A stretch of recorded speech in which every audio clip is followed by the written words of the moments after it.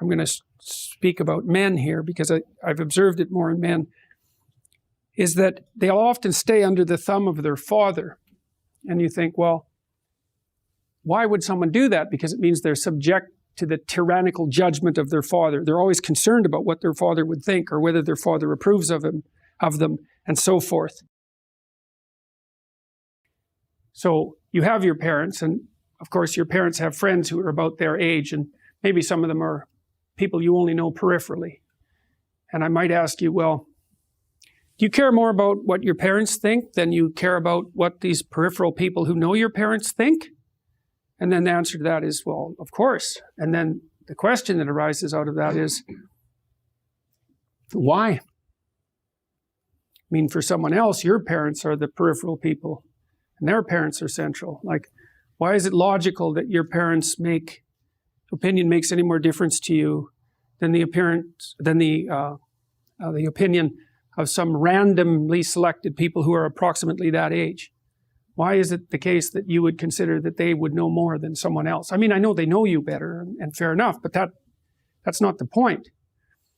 And then another point there is that to the degree that your parents' opinion about you matters more than some randomly selected people of approximately the same age, Jung would say, well, you haven't exactly separated out the God image from your parents, and so you're still under that.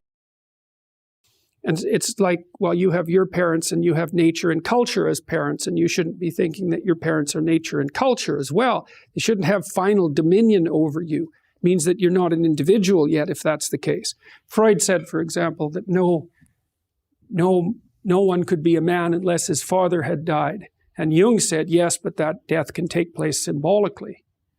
Okay, so there's that part of the idea. And then another part of the idea is, one of the times in your life when you actually realize that you're an individual is when you'll go and ask your parents something and you'll realize they actually don't know any more about what you should do than you do. And that sucks.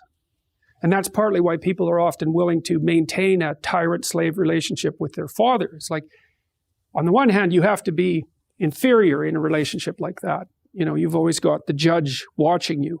But on the other hand, there's always someone who knows what to do.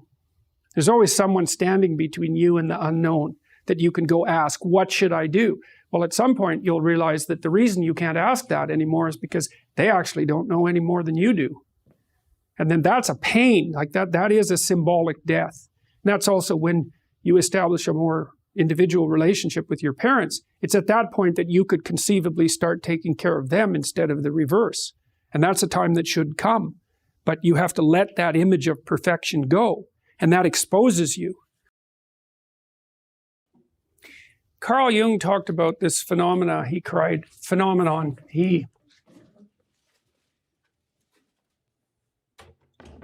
described as retrogressive restoration of the persona.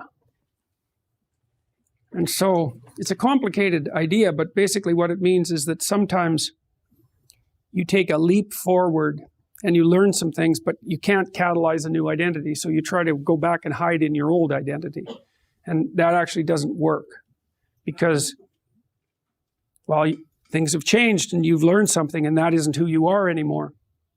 And so it's like you have to cut parts of yourself off in a destructive manner to fit back into the person that you were.